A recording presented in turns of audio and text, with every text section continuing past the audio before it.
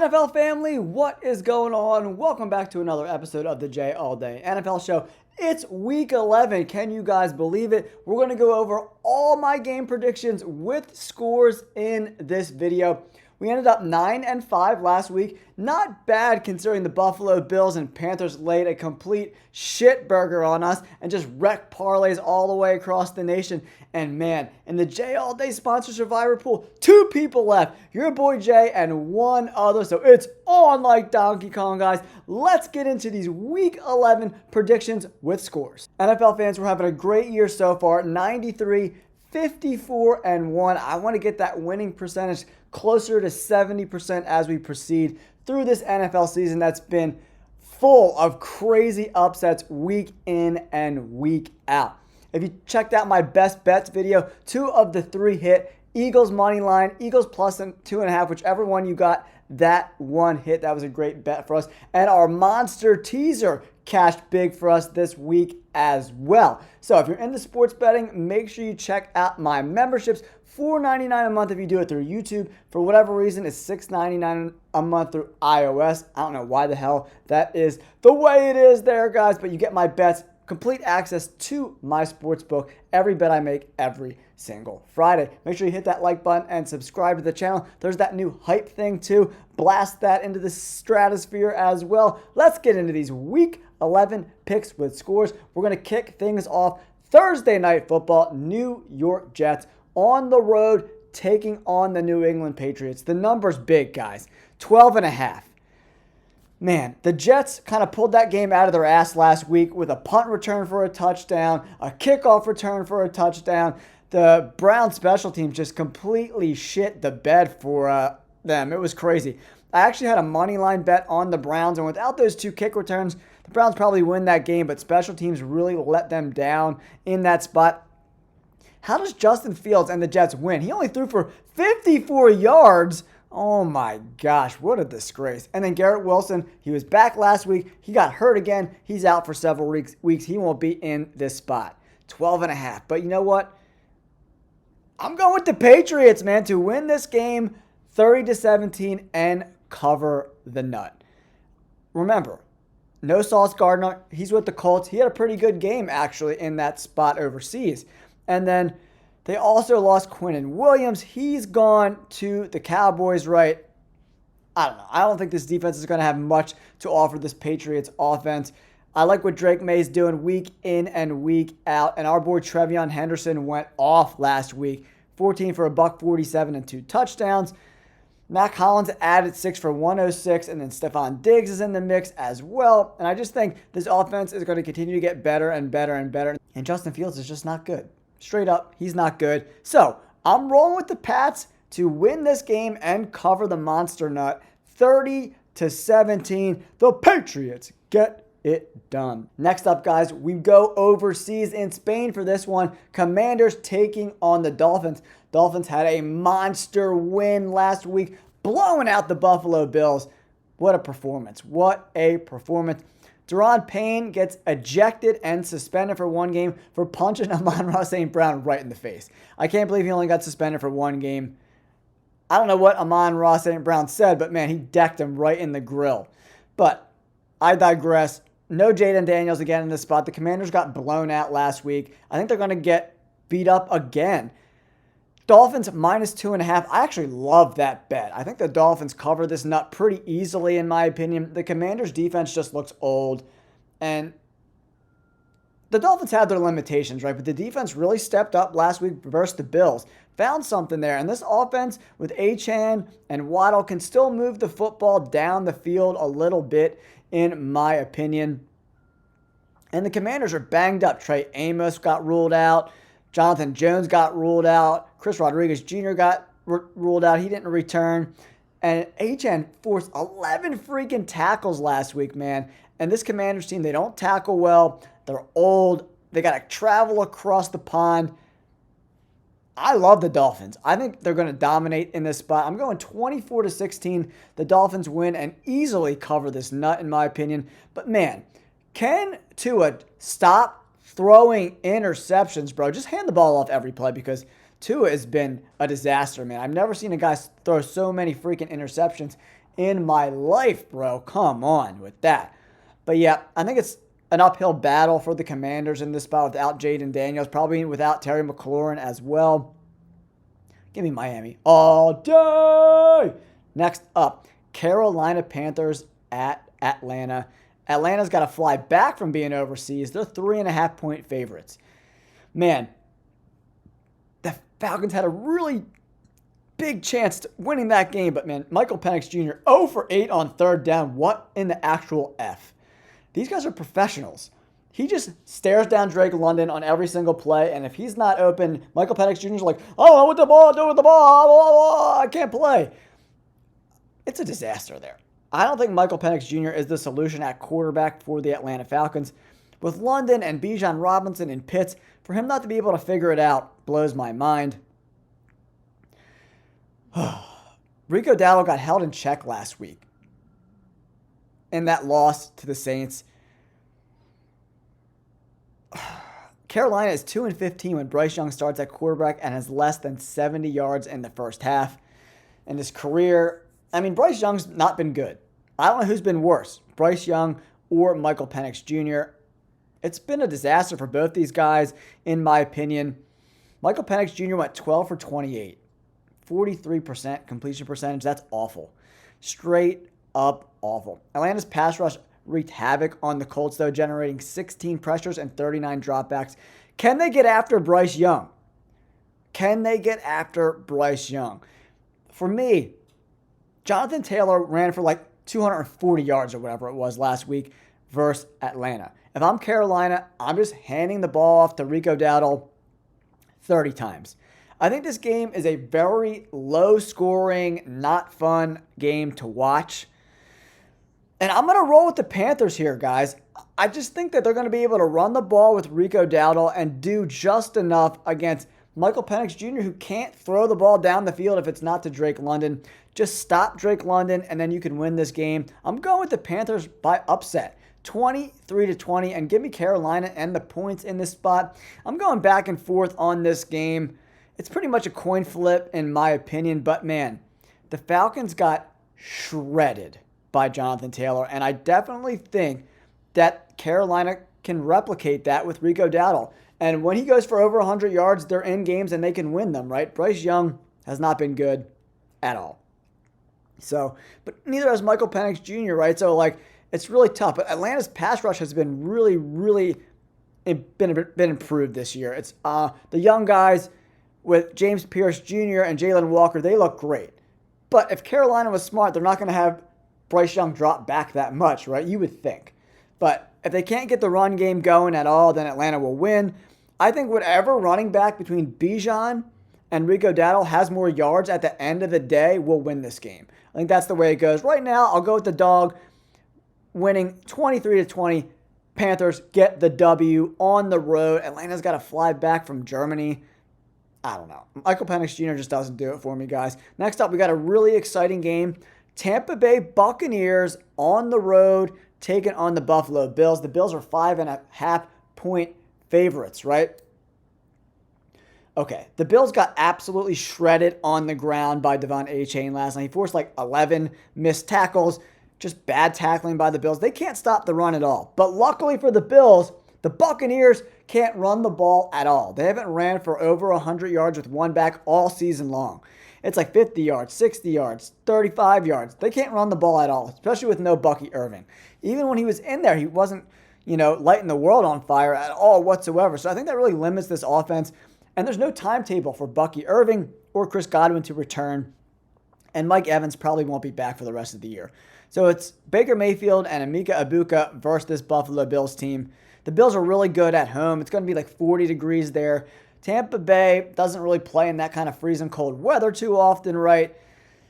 I think the Bills win. I'm going to go 27-23, but give me the Tampa Bay Buccaneers plus 5.5. I think this game stays close. Baker Mayfield doesn't really get blown out a lot.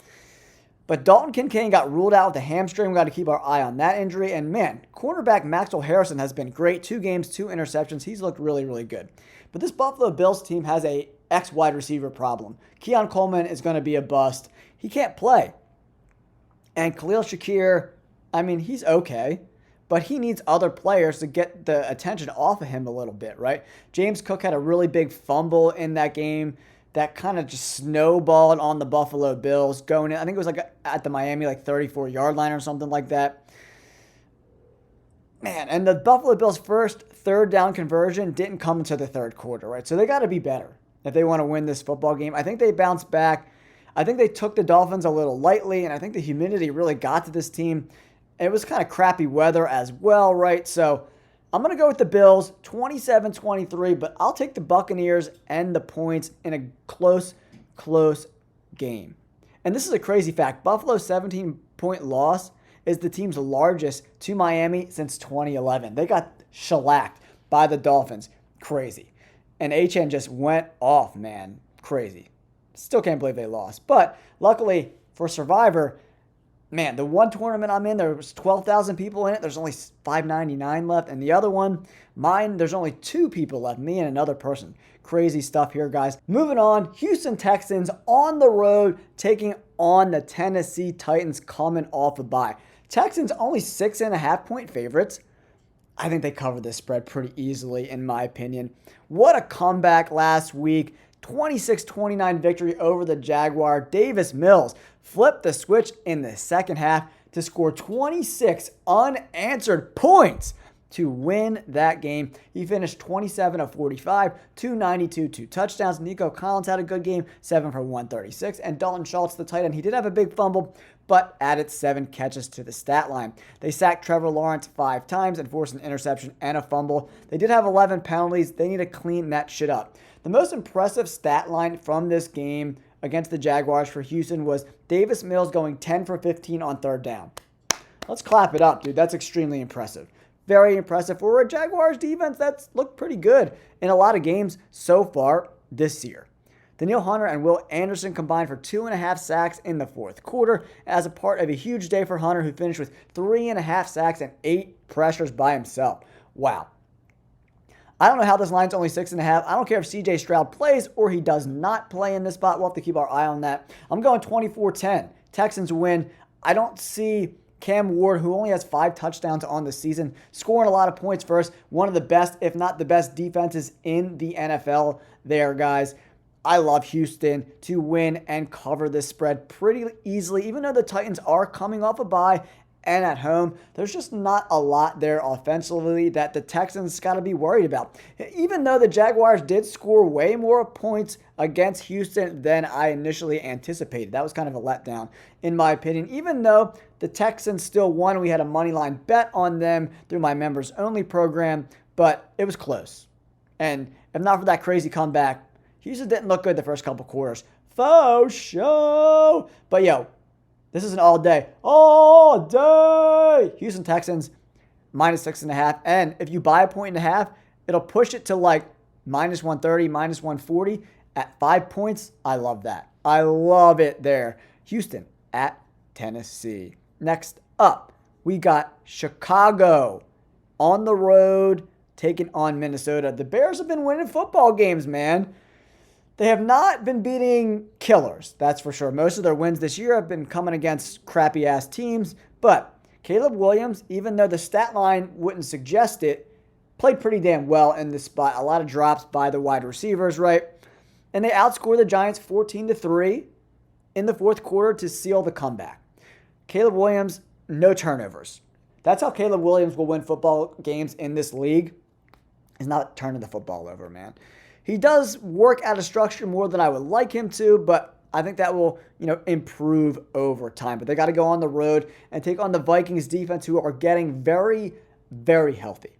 J.J. McCarthy gets another game under his belt. He comes in this spot needing to win. The Vikings have to win. Jonathan Grenard was ruled out in Sunday's loss to Baltimore, so we got to keep our eye on that. 3 for 14 on third down and 2 for 5 on fourth down conversions. Not going to get it done, J.J. McCarthy. You have to be better if you want to win football games in this league. But Chicago's secondary has been not great this year, right? And now they got to cover Justin Jefferson and Jordan Addison, T.J. Hockenson. I think that's a uphill battle for this Bears defense that's been pretty mediocre all year long. And Brian Flores loves to blitz, right? Can Caleb Williams beat the blitz consistently? He didn't get sacked at all last week against a Giants front seven that I thought was going to get after Caleb, but Giants front seven's been very disappointing this year, to say the least. This is a really interesting game. And the Minnesota Vikings, if they lose this game in Chicago, they might have to kiss their playoff dreams goodbye this season, because that'll move the Bears to 7-3, right? Wow. And a big division win would look huge on Caleb Williams' resume moving forward. That 91-yard touchdown drive by Caleb Williams was extremely, extremely impressive, right? So we'll see if Caleb Williams can continue this momentum. I don't think he does. I'm going with the Minnesota Vikings to win and cover 30-23. I think Brian Flores is going to dial up a shitload of pressure. And the Vikings defense is finally healthy. We have to keep our eye on Jonathan Grenard. He needs to play for me to keep this pick with the Minnesota Vikings. But they got Cashman and Van Ginkel back. The defense does look better. But, I think J.J. McCarthy has an opportunity against a, mediocre Bears defense to right the ship and ball out with Justin Jefferson and Jordan Addison in the spot. So give me the Vikings to cover the 3.5 points and win 30-23. Next up, Green Bay Packers. Lost to my Philadelphia Eagles last night in a defensive showdown, 10-7. Giants, looks like they're going to be without Jackson Dart. Russell Wilson is probably going to get the start, and man, he looks awful. He can't function in this offense at all whatsoever. It's not really designed for him to be successful. Packers are 7.5 point favorites. I think they cover the nut. I'm going 26-13 to win and cover against the New York Giants. The Packers have to win this game. They cannot lose another game. They're going on the road to taking on the Giants team that's without Malik Neighbors, without Jackson Dart, without Cam Scatterboo. They cannot lose this game. Hopefully Matthew Golden will be back in this spot to help this offense move the football a little more efficiently, right? The Giants defense has been very disappointing. To not get a sack on Caleb Williams, who was like the most sacked quarterback in the NFL last year, was a huge disappointment. The secondary has not been good either. I think the Packers get right, win this game on the road. I'm going to go 26-13 over a, Giants team that's crashing. They got a new head coach coming in. Brian Daboll got fired. A lot of moving parts. With Russell Wilson at the helm, I think it's going to be a long day in New York. All right, next up, we got the Cincinnati Bengals taking on the Pittsburgh Steelers. A few weeks ago, Cincinnati got the best of Pittsburgh in that game. Really, really impressive stuff. Bengals are coming off a bye. Steelers cornerback Darius Slay suffered a concussion in last week's game. He's probably not going to play in this spot, right? I think it's going to be another high-scoring game for sure. I think the last game was 33-31. I'm going to go with a similar score and give me the dogs here. I like the Bengals coming off a bye, 30-28. I just don't think the Steelers match up well against this Bengals team with those stud wide receivers on the outside, T. Higgins, and our boy Jamar Chase with Flacco, man in the quarterback position. No Darius Slay makes it even worse. Right now they only have Jalen Ramsey, who's been mixing into the slot kind of safety role there. Like, the cornerback situation is a nightmare. Aaron Rodgers looks cooked. And they don't have a lot at the wide receiver position. They have DK Metcalf and nobody else. They're not running the ball super efficiently. The offensive line's not really blocking for Aaron Rodgers, who's running around like a chicken with his head cut off on most dropbacks there. Give me the Bengals, guys. Bengals plus 5.5. Give me the points, and I think they win outright.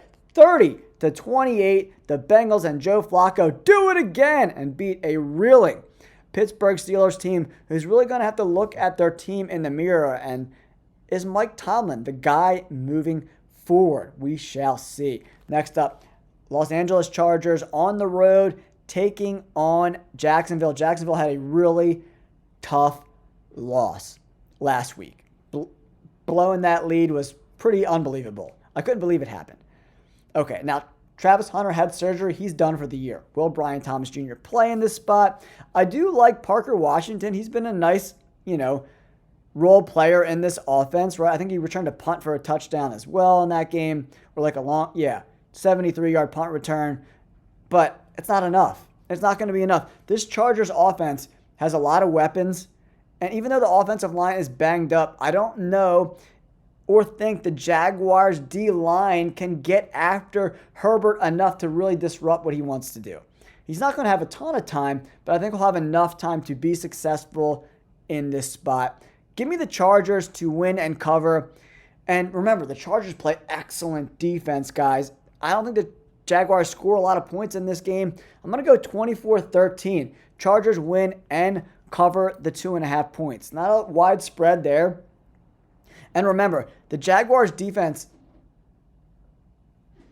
they played good earlier in the year, but they just haven't been the same defense the last couple of weeks, right? And then they allowed the Texans to go 10 for 15 on third down. And that was against a backup quarterback. Justin Herbert is a lot better than Davis Mills, and this offense is a lot better, in my opinion, than what they have in Houston right now, especially because the Houston Texans offensive line, not very good at all. So I think it's going to be a similar type of game, and I think the Chargers defense is a lot better, right, in this spot, right? I think they play better than the Texans defense played last week. I was surprised how many points the Texans defense gave up to the Jaguars in that spot. I really, really was.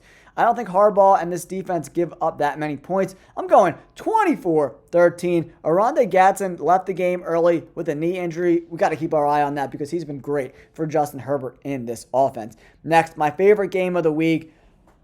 Woo, baby. Seattle Seahawks, LA Rams. Rams are 3.5-point favorites, but give me the dogs in this spot. I'm rolling with Sam Darnold and this Seattle Seahawks team to win 30-26, and give me the points from Seattle. Okay.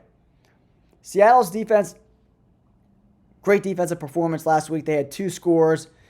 Darnold didn't really have to do much in this game except hand the ball off because the game was out of reach, 21-0 after the first quarter, and Arizona really never had a shot. Okay. So the Rams ended up winning over the 49ers 42-26, but at one point in the game, in the third quarter, it was a 1-score game, right? So this Rams defense, a lot of people are like, they're so good, they're so good, they're so good, but man, they've got banged up twice now by a banged up 49ers offense with Mac Jones. Mac Jones went 33 of 39. That's an 84% completion percentage, right?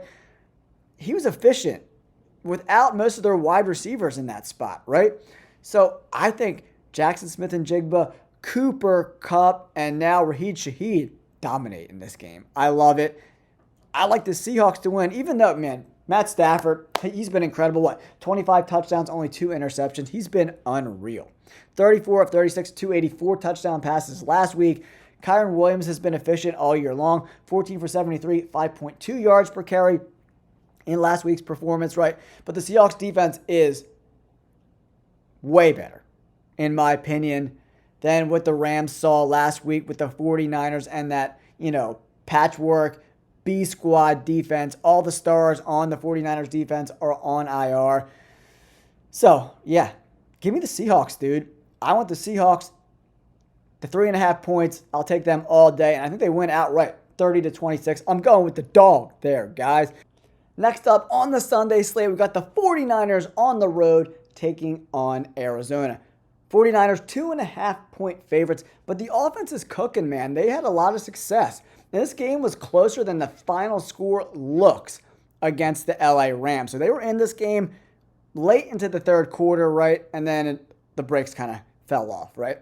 So who do I think ultimately wins this game? The Cardinals are just so banged up. Will Johnson was out. Max Melton was out. Zay Jones looks like he tore his Achilles. Walter Nolan left the game in the second half. He got ruled out.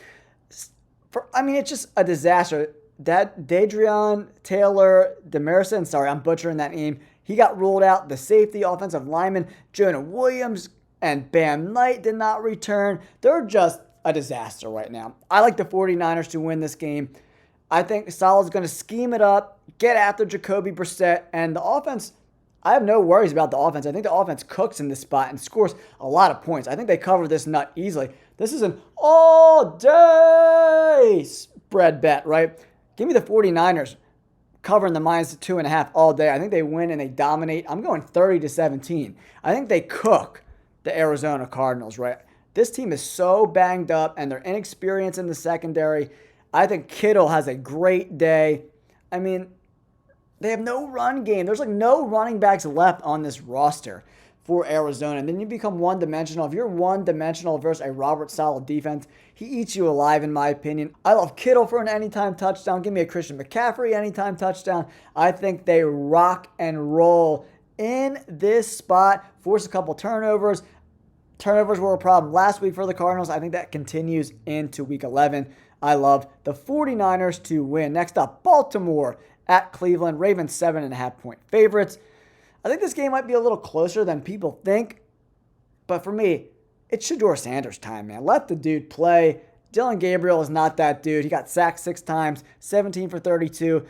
PFF-wise, he's the most inaccurate starting quarterback in the entire NFL, right? Whew, man. The Vikings had 13 penalties against the Ravens, right? That kind of put them in a huge hole. Ravens won that game. They looked okay. They didn't look great. They didn't look bad. They got to play better, take care of business against Cleveland. This Browns team, I think they're going to be packing it in soon. I don't know. Dylan Gabriel, unless they just completely shut down Derrick Henry and Lamar Jackson, who's been pretty efficient when he has played this year, I just don't see that happening. It is tough on the road, right? So 7.5 points. I thought this line was going to be more in the 10-point range, so I think they can cover the 7.5. So I'm going 23-13 Ravens. I don't think the Cleveland Browns are going to be able to score a lot of points or get the run game going too much with Judkins. But I don't know. Not a game I really want to bet on with the Baltimore Ravens on the road there. A lot of road teams have had trouble. Look at the Buffalo Bills last week. It's a division game. Division games could get wonky. So if you took the Cleveland Browns and the 7.5, I wouldn't be hating on you for sure, but it's only a touchdown. You can even buy 1.5, bring it down to 6. I think Baltimore does enough. Probably a similar score to last week in the 27-19 win over Minnesota. And you got to think, the Browns are not as good as Minnesota is, in my opinion. Similar talented defenses, inefficient offense for the Browns. Give me the Baltimore Ravens to win 23-13 and cover the 7.5 points. Next up, Chiefs at Denver. -3.5-point favorites are the Kansas City Chiefs. I think this is a statement game for the Kansas City Chiefs, and we pump the brakes on the Denver Broncos. I know Denver Broncos fans hate me, but this offense has been very inefficient all year long. They've been pulling games out of their ass in the fourth quarter consistently, and you can only do that so many times. I don't think that happens against the Chiefs. And remember, Andy Reid is like one of the best coaches of all time coming off a bye. Like one of the best all-time records of anyone who's ever coached NFL football. Same thing with Patrick Mahomes at the quarterback position. Give me the Chiefs 27-17. I think they win this game, cover the 3.5 points. The Broncos offense just isn't good. Is Pat Surtain going to play in this spot? I think he's going to be out for a while, so I doubt he plays in this spot. And that's a huge loss for the Broncos defense, right? Is Pacheco healthy? We'll have to keep an eye on that. But outside of running the football, this Broncos offense has been terrible. So I think the Chiefs and Spagnuolo run a defense similar to the one they ran in the Super Bowl versus the Eagles. Shut down the run. Force Bo Nix to throw the ball down the field, and that's when turnovers come. I think the Chiefs can capitalize on those turnovers. I think a good bet in this spot is Bo Nix over a half interception. I love that bet. I think the Chiefs win and cover the 3.5 points pretty easily. If this game got out of control and they won like 34-14, I wouldn't be surprised by that at all. I think the Chiefs, after losing the Buffalo Bills, having a week to recoup, figure their shit out, are going to come back healthy, looking to rip faces off. Reid and Mahomes are great coming off buys. Giving Reid and Spagnuolo extra time to prepare, I think it's deep shit time for Bo Nix. I love the Chiefs. 27-17. And then Philadelphia Eagles. My Philadelphia Eagles. Go Birds.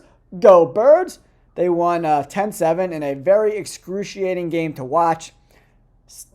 This offense is not good. Kevin Patullo, their new offensive coordinator, He's got to go, man. He has no idea what he's doing. They run this offense like it's a high school football offense, maybe even worse than it's like a middle school offense. Pitches and traps. It's just boring. And like limited play actions and deep shots down the field. There's no personality. There's no deception. There's no motion. This offense is lackluster, and Jalen Hurts just frankly didn't play well in this spot. The offensive line's not opening up holes for Saquon Barkley.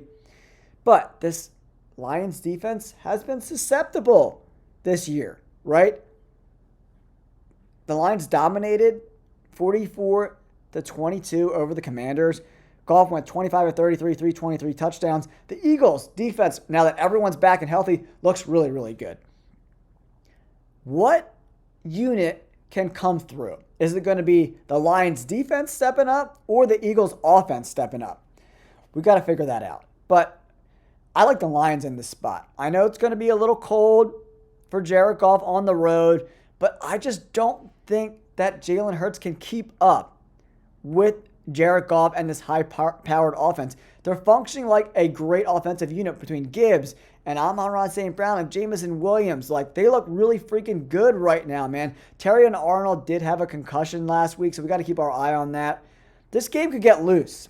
I like the over in this spot, but I'm going to roll with the Lions 28-23. The Dogs get it done, and my Birds go down.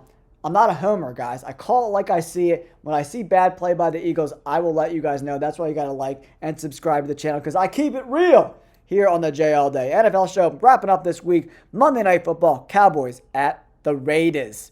Cowboys 3.5-point favorites. How this Cowboys team is favored against anyone blows my mind.